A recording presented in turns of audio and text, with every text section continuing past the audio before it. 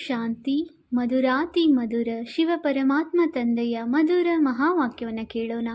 ಇಂದಿನ ಮುರಳಿಯ ದಿನಾಂಕವಾಗಿದೆ 19/8/2025. ಪ್ರಾತಃ ಮುರಳಿ ಬಾಪ್ದಾದಾ ಮಧುಬನ್. ಮಧುರ ಮಕ್ಕಳೇ, ತನ್ನ ಸ್ವಧರ್ಮವನ್ನು ಮರೆಯುವುದೇ ಎಲ್ಲದಕ್ಕಿಂತ ದೊಡ್ಡ ತಪ್ಪಾಗಿದೆ. ನೀವೀಗ ಸ್ಮೃತಿ ಸ್ವರೂಪರಾಗಬೇಕಾಗಿದೆ. ತಮ್ಮ ಮನೆ ಮತ್ತು ರಾಜಧಾನಿಯನ್ನು ನೆನಪು ಮಾಡಬೇಕಾಗಿದೆ. ಇಂದಿನ ಪ್ರಶ್ನೆಯಾಗಿದೆ, ತಾವು ಮಕ್ಕಳ ಯಾವ ಸ್ಥಿತಿಯು ಸಮಯದ ಸಮೀಪತೆಯ ಚಿಹ್ನೆಯಾಗಿದೆ? ಉತ್ತರ: ಯಾವಾಗ ತಾವು ಮಕ್ಕಳು ನೆನಪಿನ ಯಾತ್ರೆಯಲ್ಲಿ ಸದಾ ಮಗ್ನರಾಗಿರುತ್ತೀರಿ, ಬುದ್ಧಿಯ ಅಲೆದಾಟವು ನಿಂತು ಹೋಗುವುದು, ವಾಣಿಯಲ್ಲಿ ನೆನಪಿನ ಹರಿತವು ಬರುವುದು, ಅಪಾರ ಖುಷಿಯಲ್ಲಿರುವಿರೋ, ಪದೇ ಪದೇ ತಮ್ಮ ಸತ್ಯಯುಗ ಪ್ರಪಂಚದ ದೃಶ್ಯಗಳು ಸನ್ಮುಖದಲ್ಲಿ ಕಾಣುತ್ತಿರುವುದು, ಆಗ ಸಮಯವು ಸಮೀಪಿಸಿದೆ ಎಂದು ತಿಳಿದುಕೊಳ್ಳಿ. ವಿನಾಶದಲ್ಲಿ ಸಮಯವು ಹಿಡಿಸುವುದಿಲ್ಲ. ಇದಕ್ಕಾಗಿ ನೆನಪಿನ ಚಾರ್ಟನ್ನು ಹೆಚ್ಚಿಸಿಕೊಳ್ಳಬೇಕಾಗಿದೆ. ಗೀತೆಯಾಗಿದೆ. ನಿಮ್ಮನ್ನು ಪಡೆದ ನಾನು ಜಗತ್ತನ್ನೇ ಪಡೆದೆನು. ಓಂ ಶಾಂತಿ. ಆತ್ಮೀಯ ಮಕ್ಕಳು, ಈ ಗೀತೆಯ ಅರ್ಥವನ್ನಂತೂ ತಿಳಿದುಕೊಂಡಿರುತ್ತೀರಿ. ಈಗ ಬೇಹದ್ದಿನ ತಂದೆಯನ್ನಂತೂ ಪಡೆದುಕೊಂಡಿದ್ದೀರಿ. ಆ ಬೇಹದ್ದಿನ ತಂದೆಯಿಂದ ಸ್ವರ್ಗದ ಆಸ್ತಿಯೂ ಸಿಗುತ್ತದೆ. ಯಾವ ಆಸ್ತಿಯನ್ನು ಯಾರೂ ಕಸಿದುಕೊಳ್ಳಲು ಸಾಧ್ಯವಿಲ್ಲ. ಯಾವಾಗ ರಾವಣ ರಾಜ್ಯವು ಆರಂಭವಾಗುವುದೋ ಆಗಲೇ ಆಸ್ತಿಯ ನಶೆಯು ಮಾಯವಾಗುತ್ತದೆ. ಇದೂ ಸಹ ನಾಟಕದಲ್ಲಿ ಮಾಡಲ್ಪಟ್ಟಿದೆ. ಈ ಚಕ್ರವು ಹೇಗೆ ಸುತ್ತುತ್ತದೆ ಎಂದು ಮಕ್ಕಳಿಗೆ ಸೃಷ್ಟಿ ನಾಟಕದ ಜ್ಞಾನವಿದೆ. ಇದಕ್ಕೆ ನಾಟಕವೆಂದಾದರೂ ಹೇಳಿ, ಡ್ರಾಮಾ ಎಂದಾದರೂ ಹೇಳಿ, ಮಕ್ಕಳಿಗೆ ಗೊತ್ತಿದೆ. ಅವಶ್ಯವಾಗಿ ತಂದೆಯು ಬಂದು ಸೃಷ್ಟಿ ಚಕ್ರದ ಜ್ಞಾನವನ್ನು ತಿಳಿಸುತ್ತಾರೆ. ಯಾರು ಬ್ರಾಹ್ಮಣ ಕುಲದವರಾಗಿದ್ದಾರೆಯೋ ಅವರಿಗೆ ತಿಳಿಸಿಕೊಡುತ್ತಾರೆ. ನೀವು ಮಕ್ಕಳು ತಮ್ಮ ಜನ್ಮಗಳನ್ನು ಕುರಿತು ತಿಳಿದುಕೊಂಡಿಲ್ಲ. ನಾನು ನಿಮಗೆ ತಿಳಿಸಿಕೊಡುತ್ತೇನೆ. 84 ಲಕ್ಷ ಜನ್ಮಗಳನ್ನು ತೆಗೆದುಕೊಂಡ ನಂತರ ಒಂದು ಮನುಷ್ಯನ ಜನ್ಮವು ಸಿಗುತ್ತದೆ ಎಂದು ನೀವು ಮೊದಲು ಕೇಳುತ್ತಿದ್ದೀರಿ. ಆದರೆ ಈ ರೀತಿ ಇಲ್ಲ. ನೀವೀಗ ಎಲ್ಲ ಆತ್ಮಗಳು ನಂಬರ್ ವಾರ್ ಬರುತ್ತಾ ಹೋಗುತ್ತೀರಿ. ನಿಮ್ಮ ಬುದ್ಧಿಯಲ್ಲಿ ಬಂದಿದೆ. ಮೊಟ್ಟ ಮೊದಲು ನಾವು ಆದಿ ಸನಾತನ ದೇವಿ ದೇವತಾ ಧರ್ಮದ ಪೂಜ್ಯರಾಗಿದ್ದೆವು. ಮತ್ತೆ ನಾವೇ ಪೂಜಾರಿಗಳಾಗಿದ್ದೇವೆ. ತಾವೇ ಪೂಜ್ಯ ತಾವೇ ಪೂಜಾರಿ ಎಂಬ ಗಾಯನವೂ ಇದೆ. ಆದರೆ ಮನುಷ್ಯರು ಭಗವಂತನೇ ಪೂಜ್ಯ, ಅವರೇ ಪೂಜಾರಿಯಾಗುತ್ತಾರೆ. ಇದೆಲ್ಲ ರೂಪವು ಅವರದೇ ಆಗಿದೆ ಎಂದು ತಿಳಿದುಕೊಳ್ಳುತ್ತಾರೆ. ಅನೇಕ ಮತಾಂತರಗಳಿವೆ ಅಲ್ಲವೇ? ನೀವೀಗ ಶ್ರೀಮತದನುಸಾರ ನಡೆಯುತ್ತೀರಿ. ನಾವು ವಿದ್ಯಾರ್ಥಿಗಳು ಮೊದಲು ಏನನ್ನೂ ತಿಳಿದುಕೊಂಡಿರಲಿಲ್ಲ ಎಂದು ನಿಮಗೆ ಈಗ ಅರ್ಥವಾಗುತ್ತದೆ. ನಂತರ ಓದುತ್ತಾ ಹೋದಂತೆ ಇನ್ನೂ ಹೆಚ್ಚಿನ ಪರೀಕ್ಷೆಗಳನ್ನು ತೇರ್ಗಡೆ ಮಾಡುತ್ತಾ ಹೋಗುತ್ತೀರಿ. ಆ ಲೌಕಿಕ ವಿದ್ಯಾರ್ಥಿಗಳು ಸಹ ಆರಂಭದಲ್ಲಿ ಏನೂ ತಿಳಿದುಕೊಂಡಿರುವುದಿಲ್ಲ. ನಂತರ ಪರೀಕ್ಷೆಯನ್ನು ತೇರ್ಗಡೆ ಮಾಡುತ್ತಾ ನಾವೀಗ ಬ್ಯಾರಿಸ್ಟರಿ ಪರೀಕ್ಷೆಯನ್ನು ತೇರ್ಗಡೆ ಮಾಡಿಬಿಟ್ಟೆವೆಂದು ತಿಳಿದುಕೊಳ್ಳುತ್ತಾರೆ. ನಿಮಗೂ ಸಹ ಈಗ ತಿಳಿದಿದೆ. ನಾವು ಓದಿ ಮನುಷ್ಯರಿಂದ ದೇವತೆಗಳು, ಅದರಲ್ಲಿಯೂ ವಿಶ್ವದ ಮಾಲೀಕರಾಗುತ್ತಿದ್ದೇವೆ. ಅಲ್ಲಂತೂ ಒಂದು ರಾಜ್ಯ, ಒಂದೇ ಧರ್ಮವಿರುತ್ತದೆ. ನಿಮ್ಮ ರಾಜ್ಯವನ್ನು ಯಾರೂ ಕಸಿದುಕೊಳ್ಳಲು ಸಾಧ್ಯವಿಲ್ಲ. ಅಲ್ಲಿ ನಿಮಗೆ ಸುಖ, ಶಾಂತಿ, ಪವಿತ್ರತೆ, ಸಂಪತ್ತು ಎಲ್ಲವೂ ಇರುತ್ತದೆ. ಗೀತೆಯಲ್ಲಿಯೂ ಕೇಳಿದಿರಲ್ಲವೇ? ಈ ಗೀತೆಗಳನ್ನು ನೀವು ಬರೆದಿಲ್ಲ. ನಾಟಕದನುಸಾರ ಇವೆಲ್ಲ ಹಾಡುಗಳು ಈ ಸಮಯಕ್ಕಾಗಿ ಮಾಡಲ್ಪಟ್ಟಿವೆ. ಮನುಷ್ಯರು ರಚಿಸಿರುವ ಗೀತೆಗಳ ಅರ್ಥವನ್ನು ತಂದೆಯು ತಿಳಿಸಿಕೊಡುತ್ತಾರೆ. ನೀವೀಗ ಇಲ್ಲಿ ಶಾಂತಿಯಲ್ಲಿ ಕುಳಿತು ತಂದೆಯಿಂದ ಆಸ್ತಿಯನ್ನು ತೆಗೆದುಕೊಳ್ಳುತ್ತಿದ್ದೀರಿ. ಯಾವ ಆಸ್ತಿಯನ್ನು ಯಾರೂ ಕಸಿದುಕೊಳ್ಳಲು ಸಾಧ್ಯವಿಲ್ಲ. ಅರ್ಧ ಕಲ್ಪದವರೆಗೆ ಸುಖದ ಆಸ್ತಿ ಇರುತ್ತದೆ.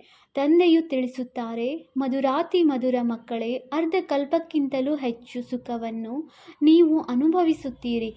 ನಂತರ ರಾವಣ ರಾಜ್ಯವು ಆರಂಭವಾಗುತ್ತದೆ. ಮಂದಿರಗಳಲ್ಲಿಯೂ ಸಹ ದೇವತೆಗಳು ವಾಮ ಮಾರ್ಗದಲ್ಲಿ ಹೇಗೆ ಹೋಗುತ್ತಾರೆಂಬ ಚಿತ್ರಗಳನ್ನು ತೋರಿಸುತ್ತಾರೆ.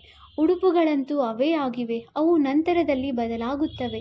ಪ್ರತಿಯೊಬ್ಬ ರಾಜನಿಗೂ ತಮ್ಮದೇ ಆದ ಉಡುಪುಗಳು, ಕಿರೀಟ ಇತ್ಯಾದಿ ಎಲ್ಲವೂ ಪ್ರತ್ಯೇಕವಾಗಿ ಇರುತ್ತವೆ.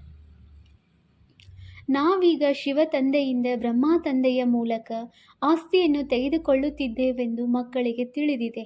ತಂದೆಯಂತೂ ಮಕ್ಕಳೇ ಮಕ್ಕಳೇ ಎಂದು ಹೇಳುತ್ತಾರೆ. ಮಕ್ಕಳೇ, ನೀವು ನಿಮ್ಮ ಜನ್ಮಗಳನ್ನು ಕುರಿತು ತಿಳಿದುಕೊಂಡಿಲ್ಲ. ಆತ್ಮವೇ ಕೇಳುತ್ತದೆಯಲ್ಲವೇ? ನಾವಾತ್ಮಗಳಾಗಿದ್ದೇವೆ, ಶರೀರವಲ್ಲ. ಬೇರೆ ಯಾರೆಲ್ಲ ಮನುಷ್ಯರಿದ್ದಾರೆಯೋ ಅವರಿಗೆ ತಮ್ಮ ಶರೀರದ ಹೆಸರಿನ ನಶೆ ಇರುತ್ತದೆ, ಏಕೆಂದರೆ ದೇಹಾಭಿಮಾನಿಗಳಾಗಿದ್ದಾರೆ. ನಾವಾತ್ಮಗಳಾಗಿದ್ದೇವೆ ಎಂಬುದನ್ನೇ ತಿಳಿದುಕೊಂಡಿಲ್ಲ. ಅವರಂತೂ ಆತ್ಮನೇ ಪರಮಾತ್ಮ, ಪರಮಾತ್ಮನೇ ಆತ್ಮನೆಂದು ಹೇಳಿಬಿಡುತ್ತಾರೆ. ಈಗ ನಿಮಗೆ ತಂದೆಯು ತಿಳಿಸಿದ್ದಾರೆ, ನೀವಾತ್ಮಗಳು ವಿಶ್ವದ ಮಾಲೀಕರು, ದೇವಿ ದೇವತೆಗಳಾಗುತ್ತಿದ್ದೀರಿ. ಈ ಜ್ಞಾನವು ಈ ಸಮಯದಲ್ಲಿಯೇ ಇದೆ.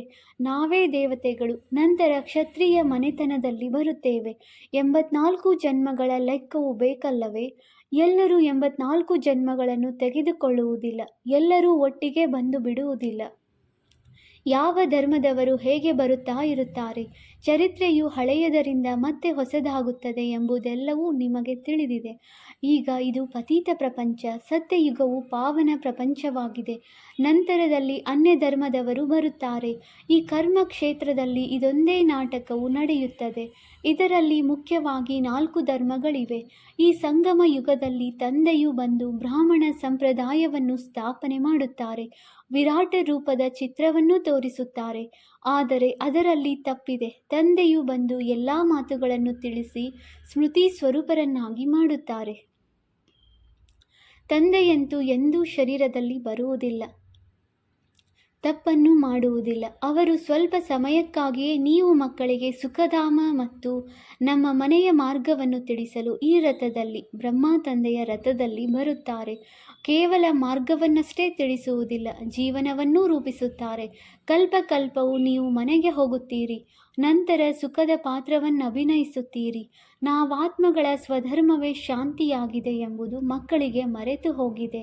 ಈ ದುಃಖದ ಪ್ರಪಂಚದಲ್ಲಿ ಶಾಂತಿ ಇರಲು ಹೇಗೆ ಸಾಧ್ಯ? ಇವೆಲ್ಲ ಮಾತುಗಳನ್ನು ನೀವು ತಿಳಿದುಕೊಳ್ಳುತ್ತೀರಿ ಮತ್ತು ಎಲ್ಲರಿಗೂ ತಿಳಿಸುತ್ತೀರಿ. ನಿಧಾನವಾಗಿ ಎಲ್ಲರೂ ಬರತೊಡಗುತ್ತಾರೆ. ಈ ಸೃಷ್ಟಿ ಚಕ್ರವು ಹೇಗೆ ಸುತ್ತುತ್ತದೆ, ಇದರ ಕಾಲಾವಧಿ ಎಷ್ಟು ಎಂಬುದು ವಿದೇಶಿಯರಿಗೂ ಸಹ ಅರ್ಥವಾಗುವುದು. ವಿದೇಶಿಯರು ನಿಮ್ಮ ಬಳಿ ಬರುತ್ತಾರೆ ಹಾಗೂ ಮಕ್ಕಳು ಸಹ ಅಲ್ಲಿಗೆ ಹೋಗಿ ಸೃಷ್ಟಿ ಚಕ್ರದ ರಹಸ್ಯವನ್ನು ತಿಳಿಸುತ್ತಾರೆ. ಕ್ರೈಸ್ಟ್ ಹೋಗಿ ಭಗವಂತನ ಸಾನ್ನಿಧ್ಯವನ್ನು ಸೇರಿದರೆಂದು ಅವರು ತಿಳಿಯುತ್ತಾರೆ. ಕ್ರೈಸ್ಟ್ ಭಗವಂತನ ಮಗುವೆಂದು ತಿಳಿಯುತ್ತಾರೆ. ಇನ್ನೂ ಕೆಲವರು ಕ್ರಿಸ್ತನು ಸಹ ಪುನರ್ಜನ್ಮವನ್ನು ತೆಗೆದುಕೊಳ್ಳುತ್ತಾ ಈಗ ಕೆಳಗೆ ಇಳಿದಿದ್ದಾರೆಂಬುದನ್ನು ಸಹ ತಿಳಿದುಕೊಳ್ಳುತ್ತಾರೆ. ಹೇಗೆ ನೀವು ಸಹ ಈಗ ಬಿಕಾರಿಗಳಾಗಿದ್ದೀರಲ್ಲವೇ? ಬಿಕಾರಿ ಅರ್ಥಾತ್ ತಮೋಪ್ರಧಾನರು.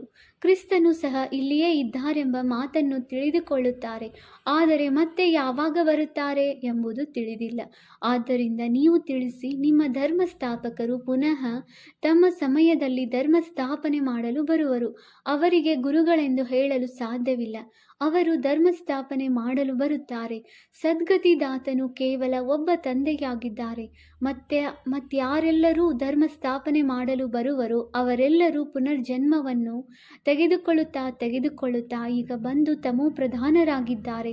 ಅಂತ್ಯದಲ್ಲಿ ಇಡೀ ವೃಕ್ಷವೇ ವಾನಪ್ರಸ್ಥ ಸ್ಥಿತಿಯನ್ನು ತಲುಪಿದೆ. ನೀವೀಗ ತಿಳಿದುಕೊಂಡಿದ್ದೀರಿ, ಇಡೀ ವೃಕ್ಷವು ನಿಂತಿದೆ, ಆದರೆ ದೇವಿ ದೇವತಾ ಧರ್ಮದ ಬುನಾದಿಯೇ ಇಲ್ಲ. ಆಲದ ಮರದ ತರಹ ಈ ಮಾತುಗಳನ್ನು ತಂದೆಯು ಮಕ್ಕಳಿಗೆ ತಿಳಿಸಿಕೊಡುತ್ತಾರೆ. ನೀವು ಮಕ್ಕಳಿಗಂತೂ ಬಹಳ ಖುಷಿ ಇರಬೇಕು, ಏಕೆಂದರೆ ನಿಮಗೆ ಅರ್ಥವಾಗಿದೆ, ನಾವೇ ದೇವಿ ದೇವತೆಗಳಾಗಿದ್ದೆವು, ಈಗ ಪುನಃ ಆಗುತ್ತೇವೆ. ಮಕ್ಕಳು ಸತ್ಯನಾರಾಯಣನ ಕಥೆಯನ್ನು ಕೇಳುವುದಕ್ಕಾಗಿಯೇ ಇಲ್ಲಿಗೆ ಬರುತ್ತೀರಿ. ಯಾವುದರಿಂದ ನರನಿಂದ ನಾರಾಯಣ ಆಗುತ್ತೀರಿ? ನಾರಾಯಣ ಆಗುತ್ತಾರೆಂದರೆ ಅವಶ್ಯವಾಗಿ ಲಕ್ಷ್ಮಿಯೂ ಇರುವರು. ಲಕ್ಷ್ಮೀ ನಾರಾಯಣರಿದ್ದರೆ ಅವಶ್ಯವಾಗಿ ಅವರ ರಾಜಧಾನಿಯೂ ಇರುತ್ತದೆಯಲ್ಲವೇ? ಕೇವಲ ಲಕ್ಷ್ಮೀನಾರಾಯಣರಿಬ್ಬರೇ ಇರುವುದಿಲ್ಲ. ಲಕ್ಷ್ಮಿಯಾಗುವ ಕಥೆಯು ಬೇರೇನಲ್ಲ, ನಾರಾಯಣನ ಜೊತೆ ಲಕ್ಷ್ಮಿಯೂ ಆಗುತ್ತಾರೆ. ಲಕ್ಷ್ಮಿಯೂ ಸಹ ಕೆಲವೊಮ್ಮೆ ನಾರಾಯಣನಾಗುತ್ತಾರೆ, ಇನ್ನು ಕೆಲವೊಮ್ಮೆ ನಾರಾಯಣನು ನಂತರದ ಜನ್ಮದಲ್ಲಿ ಲಕ್ಷ್ಮಿಯೂ ಆಗುತ್ತಾರೆ. ಕೆಲವು ಗೀತೆಗಳು ಬಹಳ ಚೆನ್ನಾಗಿವೆ. ಮಾಯೆಯ ಉದಾಸಿತನ, ಬೇಸರವು ಬಂದಾಗ ಇಂತಹ ಹಾಡುಗಳನ್ನು ಕೇಳುವುದರಿಂದ ಪುನಃ ಹರ್ಷಿತ ಮುಖತೆಯು ಬಂದು ಬಿಡುವುದು. ಹೇಗೆ ಈಜುವುದನ್ನು ಕಲಿಯುವಾಗ ಮೊದಲು ಹೆದರಿಕೆಯಾಗುತ್ತದೆ, ನಂತರ ನಿರ್ಭಯರಾಗಿ ಬಿಡುತ್ತಾರೆ. ಇಲ್ಲಿಯೂ ಸಹ ಮಕ್ಕಳು ಮಾಯೆಯಿಂದ ಉಗುಳು ನುಂಗುತ್ತಾರೆ. ಈಜುವವರಂತೂ ಅನೇಕರಿದ್ದಾರೆ. ಹೇಗೆ ಈಜುಗಾರರ ಸ್ಪರ್ಧೆ ಇರುತ್ತದೆ, ಹಾಗೆಯೇ ನಿಮ್ಮದು ಸಹ ಆ ತೀರವನ್ನು ಸೇರುವ ಸ್ಪರ್ಧೆಯಾಗಿದೆ. ನನ್ನೊಬ್ಬನನ್ನೇ ನೆನಪು ಮಾಡಬೇಕಾಗಿದೆ. ನೆನಪು ಮಾಡದಿದ್ದರೆ ಆಲಸಿಗಳಾಗುತ್ತೀರಿ. ತಂದೆಯು ತಿಳಿಸುತ್ತಾರೆ, ಮಕ್ಕಳೇ, ನೆನಪಿನ ಯಾತ್ರೆಯಿಂದಲೇ ದೋಣಿಯು ಪಾರಾಗುವುದು. ಆ ತೀರವನ್ನು ತಲುಪುತ್ತೀರಿ. ಈಜುಗಾರರು ಕೆಲವರು ಬಹಳ ತೀಕ್ಷ್ಣರಾಗಿರುತ್ತಾರೆ, ಕೆಲವರು ಕಡಿಮೆ. ಇಲ್ಲಿಯೂ ಹಾಗೆಯೇ ತಂದೆಯ ಬಳಿ ಚಾರ್ಟನ್ನು ಕಳುಹಿಸುತ್ತಾರೆ. ತಂದೆಯು ಅದನ್ನು ಪರಿಶೀಲನೆ ಮಾಡುತ್ತಾರೆ. ನೆನಪಿನ ಚಾರ್ಟನ್ನು ಇವರು ಸರಿಯಾದ ರೀತಿಯಿಂದ ತಿಳಿದುಕೊಂಡಿದ್ದಾರೆಯೇ ಅಥವಾ ತಪ್ಪಾಗಿ ತಿಳಿದುಕೊಂಡಿದ್ದಾರೆಯೇ? ನಾನು ಇಡೀ ದಿನದಲ್ಲಿ 5 ಗಂಟೆಗಳ ಸಮಯ ನೆನಪಿನಲ್ಲಿದ್ದೇನು ಎಂದು ಕೆಲವರು ತೋರಿಸುತ್ತಾರೆ. ಅವರ ಮೇಲೆ ನಾನು ವಿಶ್ವಾಸವನ್ನಿಡುವುದಿಲ್ಲ. ಖಂಡಿತವಾಗಿ ತಪ್ಪಾಗಿರುತ್ತದೆ. ಇನ್ನು ಕೆಲವರು ನಾವು ಎಷ್ಟು ಸಮಯ ಇಲ್ಲಿ ಓದುತ್ತೇವೆಯೋ ಅಷ್ಟು ಸಮಯವಂತೂ ಚಾರ್ಟ್ ಸರಿ ಇರುತ್ತದೆ ಎಂದು ತಿಳಿದುಕೊಳ್ಳುತ್ತಾರೆ. ಆದರೆ ಇಲ್ಲ, ಅನೇಕರಿಗೆ ಇಲ್ಲಿ ಕುಳಿತಿದ್ದರೂ ಮುರಳಿಯನ್ನು ಕೇಳುತ್ತಿದ್ದರೂ ಬುದ್ಧಿಯು ಹೊರಗಡೆ ಎಲ್ಲೆಲ್ಲಿಯೋ ಹೋಗುತ್ತಿರುತ್ತದೆ, ಪೂರ್ಣವಾಗಿ ಕೇಳುವುದೇ ಇಲ್ಲ. ಭಕ್ತಿ ಮಾರ್ಗದಲ್ಲಿಯೂ ಇದೇ ರೀತಿಯೇ ಆಗುತ್ತದೆ. ಸನ್ಯಾಸಿಗಳು ಕಥೆಯನ್ನು ಹೇಳುವಾಗ ಮಧ್ಯೆ ಮಧ್ಯದಲ್ಲಿ ನಾನು ಏನನ್ನು ಹೇಳಿದೆನು ಎಂದು ಮಧ್ಯೆ ಮಧ್ಯದಲ್ಲಿ ಕೇಳುತ್ತಿರುತ್ತಾರೆ. ಇವರು ಕಾದಿರುವ ಹಂಚಿನ ರೀತಿಯಲ್ಲಿ ಕುಳಿತಿದ್ದಾರೆ ಎಂಬುದನ್ನು ನೋಡಿ ಅವರನ್ನೇ ಕೇಳುತ್ತಾರೆ. ಆಗ ಅಂಥವರು ಉತ್ತರಿಸಲು ಸಾಧ್ಯವಾಗುವುದಿಲ್ಲ. ಬುದ್ಧಿಯು ಯಾವುದಾದರೊಂದು ಕಡೆ ಹೊರಟು ಹೋಗುತ್ತದೆ, ಒಂದು ಶಬ್ದವನ್ನು ಕೇಳಿಸಿಕೊಳ್ಳುವುದಿಲ್ಲ. ಇಲ್ಲಿಯೂ ಹಾಗೆಯೇ ತಂದೆಯು ನೋಡುತ್ತಿರುತ್ತಾರೆ. ಇವರ ಬುದ್ಧಿಯು ಎಲ್ಲಿಯೋ ಹೊರಗಡೆ ಅಲಿಯುತ್ತಿರುತ್ತದೆ, ಆ ಕಡೆ ಈ ಕಡೆ ನೋಡುತ್ತಿರುತ್ತಾರೆ ಎಂದು ತಿಳಿದುಕೊಳ್ಳುತ್ತಾರೆ. ಇಂಥವರು ಕೆಲವರು ಹೊಸವರು ಬರುತ್ತಾರೆ. ಇಂಥವರನ್ನು ನೋಡಿ ಇವರು ಪೂರ್ಣ ಅರಿತುಕೊಂಡಿಲ್ಲವೆಂದು ತಂದೆಯು ತಿಳಿಯುತ್ತಾರೆ. ಆದ್ದರಿಂದ ತಂದೆಯು ಹೇಳುತ್ತಾರೆ, ಹೊಸಬರನ್ನು ತರಗತಿಗೆ ತರಲು ಬೇಗನೆ ಅನುಮತಿ ಕೊಡಬೇಡಿ. ಅಂಥವರು ವಾಯುಮಂಡಲವನ್ನು ಕೆಡಿಸುತ್ತಾರೆ. ಮುಂದೆ ಹೋದಂತೆ ನೀವು ನೋಡುತ್ತೀರಿ, ಯಾರು ಒಳ್ಳೊಳ್ಳೆಯ ಮಕ್ಕಳಿದ್ದಾರೆಯೋ ಅವರು ಇಲ್ಲಿ ಕುಳಿತಿದ್ದಂತೆಯೇ ವೈಕುಂಠಕ್ಕೆ ಹೊರಟು ಹೋಗುತ್ತಾರೆ. ಬಹಳ ಖುಷಿಯಾಗುತ್ತದೆ. ಪುನಃ ಪುನಃ ಹೋಗುತ್ತಾರೆ. ಈಗ ಸಮಯವು ಸಮೀಪವಿದೆ. ನಂಬರ್ವಾರು ಪುರುಷಾರ್ಥದನುಸಾರ ನೀವು ಆ ಸ್ಥಿತಿಯನ್ನು ತಲುಪುವಿರಿ. ನೀವು ಪದೇ ಪದೇ ಸ್ವರ್ಗದಲ್ಲಿ ತಮ್ಮ ಮಹಲುಗಳನ್ನು ನೋಡುತ್ತಿರುತ್ತೀರಿ. ಏನೆಲ್ಲವನ್ನು ತಿಳಿಸಬೇಕಾಗಿದೆಯೋ ಅದರ ಸಾಕ್ಷಾತ್ಕಾರವಾಗುತ್ತಾ ಇರುವುದು. ಸಮಯವನ್ನಂತೂ ನೋಡುತ್ತಿದ್ದೀರಿ, ಹೇಗೆ ತಯಾರಿಗಳು ನಡೆಯುತ್ತಿದೆ. ತಂದೆಯು ತಿಳಿಸುತ್ತಾರೆ, ಮಕ್ಕಳೇ, ಇಡೀ ಪ್ರಪಂಚದ ಮನುಷ್ಯರೆಲ್ಲರೂ ಹೇಗೆ 1 ಸೆಕೆಂಡಿನಲ್ಲಿ ಸುಟ್ಟು ಹೋಗುತ್ತಾರೆ ಎಂಬುದನ್ನು ನೋಡುವಿರಿ. ಒಂದು ಬಾಂಬು ಹಾಕಿದರೆಂದರೆ ಇದೆಲ್ಲವೂ ಸಮಾಪ್ತಿಯಾಗುವುದು.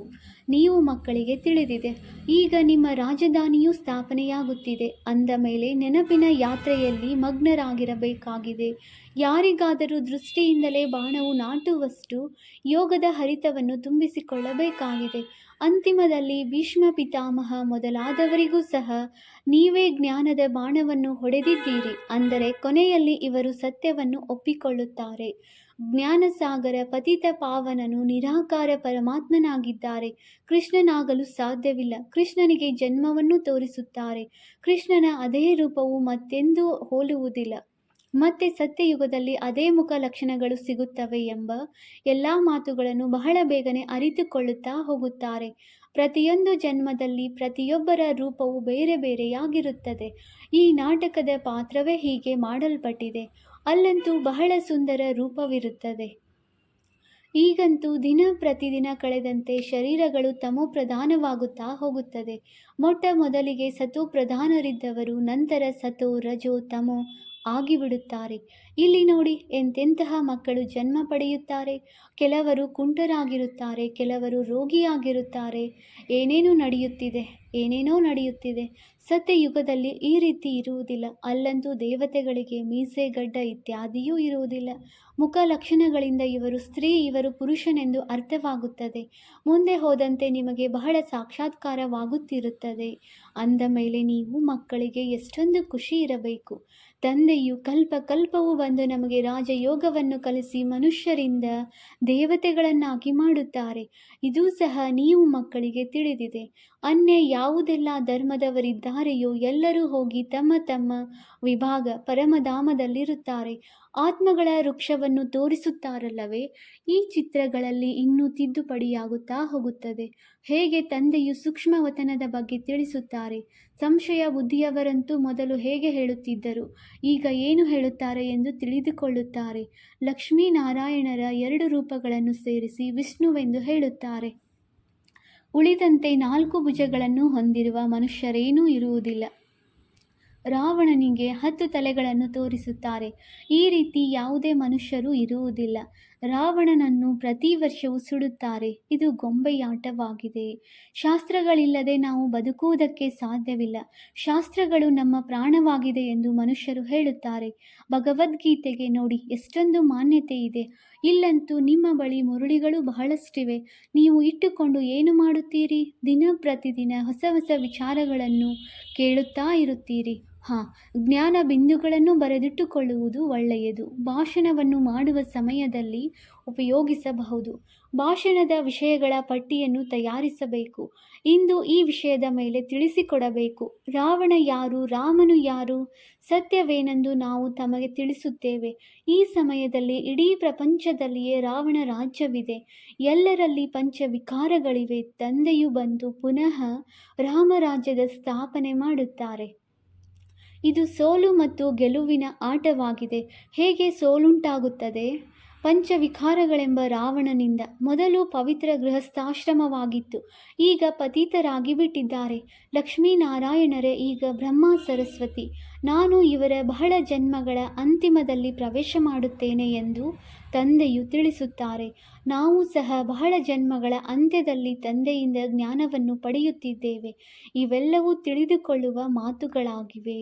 ಮಂದಬುದ್ಧಿಯವರು ಇದನ್ನು ತಿಳಿದುಕೊಳ್ಳುವುದಿಲ್ಲ. ಈಗಂತೂ ರಾಜಧಾನಿಯು ಸ್ಥಾಪನೆಯಾಗುತ್ತಿದೆ. ಅನೇಕರು ಬಂದು ಹೋದರು, ಅವರು ಪುನಃ ಬರುತ್ತಾರೆ.